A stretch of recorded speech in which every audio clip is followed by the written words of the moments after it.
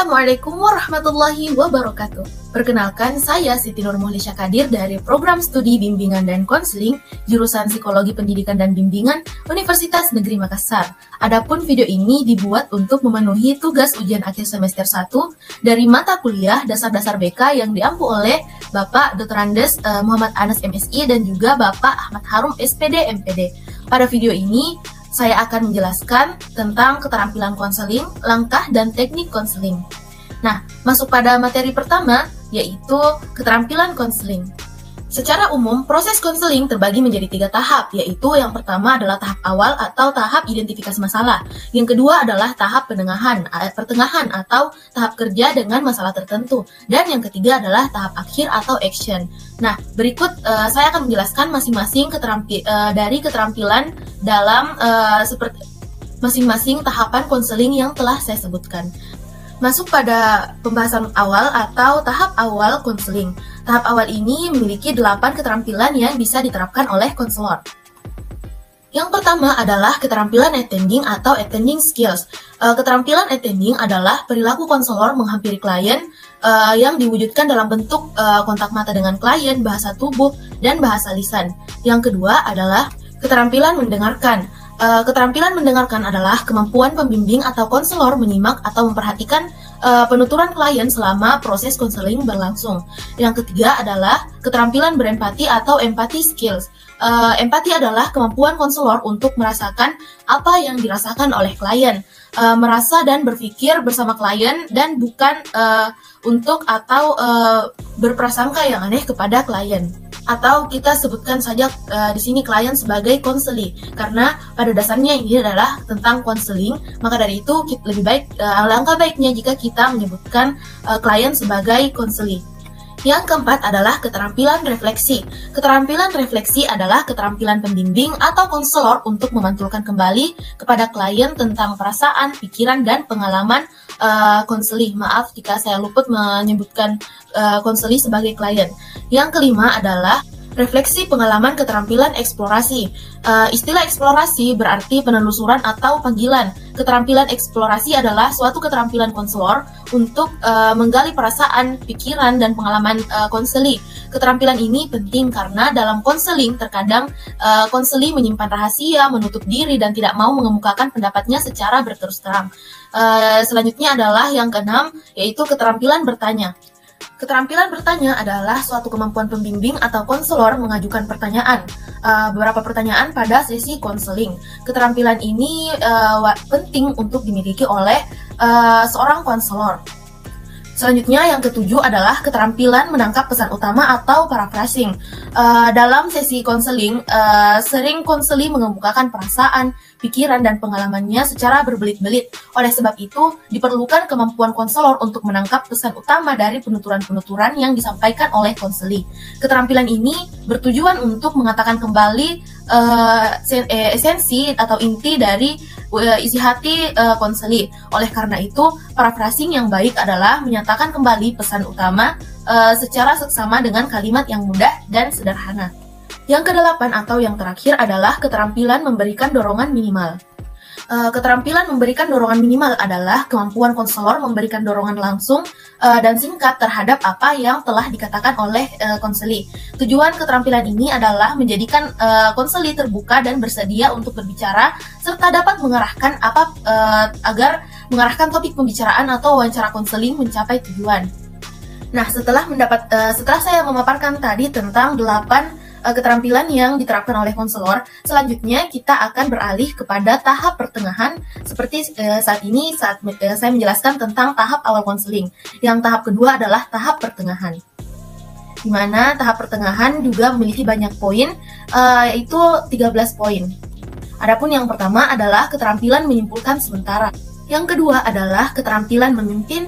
Yang ketiga adalah keterampilan memfokuskan. Yang keempat, keterampilan melakukan konfrontasi. Yang kelima, keterampilan menjernihkan. Yang keenam, keterampilan memudahkan. Yang ketujuh, keterampilan mengarahkan. Yang kedelapan, keterampilan memberikan dorongan minimal. Yang kesembilan adalah keterampilan silent atau saat diam. Yang ke-10, keterampilan mengambil inisiatif. Yang ke-11, keterampilan memberikan nasihat. Yang ke-12, keterampilan memberikan informasi. Serta yang terakhir atau yang ke-13 adalah keterampilan menafsirkan atau interpretasi. Selanjutnya, kita akan membahas tentang tahap akhir atau action. Tahap akhir ini memiliki 4 keterampilan, yaitu yang pertama keterampilan menyimpulkan, yang kedua keterampilan merencanakan, yang ketiga keterampilan menilai, serta yang terakhir adalah keterampilan mengakhiri konseling. Adapun yang pertama yaitu keterampilan menyimpulkan. Keterampilan menyimpulkan ini merupakan kemampuan konselor mengambil inti pokok pembicaraan selama proses konseling berlangsung. Yang kedua yaitu keterampilan merencanakan. Menjelang sesi akhir wawancara konseling, konselor harus dapat membantu konseli untuk dapat membuat rencana berupa suatu program untuk action, yaitu rencana perbuatan nyata yang produktif bagi konseli. Yang ketiga atau selanjutnya adalah keterampilan menilai atau mengevaluasi. Kemampuan menilai atau mengevaluasi berarti kemampuan konselor menetapkan batas-batas atau ukuran-ukuran keberhasilan proses konseling yang telah dilaksanakan. Dan yang terakhir atau yang keempat adalah keterampilan mengakhiri konseling. Keterampilan mengakhiri konseling merupakan suatu kemampuan konselor untuk menutup sesi konseling. Secara umum, setiap konselor harus memiliki keterampilan mengakhiri konseling dengan mengatakan bahwa waktu konseling akan berakhir, merangkum isi pembicaraan, dan lain sebagainya. Nah, setelah membahas tentang keterampilan konseling, selanjutnya kita beralih pada inti yang kedua, yaitu langkah-langkah konseling. Langkah-langkah konseling ini memiliki 7 poin juga, di mana yang pertama adalah menentukan masalah, yang kedua adalah mengumpulkan data, yang ketiga adalah analisis data, yang keempat diagnosis, yang kelima prognosis, yang keenam terapi, dan yang terakhir adalah evaluasi atau follow up. Yang pertama tadi adalah menentukan masalah. Menentukan masalah dalam proses konseling dapat dilakukan dengan terlebih dahulu melakukan identifikasi masalah atau identifikasi kasus-kasus yang dialami oleh konseli. Yang kedua adalah pengumpulan data. Setelah ditetapkan masalah yang akan dibicarakan dalam konseling, selanjutnya adalah mengumpulkan data siswa yang bersangkutan.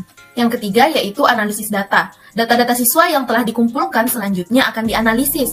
Data hasil tes bisa dianalisis secara kuantitatif dan data hasil notes dapat dianalisis secara kualitatif. Yang keempat adalah diagnosis. Diagnosis merupakan usaha pembimbing atau konselor menetapkan latar belakang masalah atau faktor-faktor penyebab timbulnya masalah pada konseling. Selanjutnya yang kelima yaitu prognosis. Setelah diketahui faktor-faktor penyebab timbulnya masalah pada siswa, selanjutnya pembimbing atau konselor menetapkan langkah-langkah bantuan yang akan diambil. Yang keenam yaitu terapi. Setelah ditetapkan jenis atau langkah-langkah pemberian bantuan, selanjutnya adalah melaksanakan jenis bantuan yang telah ditetapkan. Sebagai contoh, jika kita telah mengumpulkan data dari seorang siswa dan siswa tersebut membutuhkan terapi, maka kita telah sampai kepada tahap ini. Namun jika siswa tersebut tidak membutuhkan terapi, kita hanya perlu mengajaknya berbicara dan membimbingnya hingga ia tidak melakukan hal-hal yang melenceng atau menyimpang. Dan yang terakhir adalah evaluasi atau follow up. Evaluasi dilakukan untuk melihat apakah upaya bantuan yang telah diberikan memperoleh hasil atau tidak. Selanjutnya, poin inti yang ketiga adalah teknik-teknik konseling. Teknik-teknik konseling ini juga terbagi banyak, yaitu terbagi 12.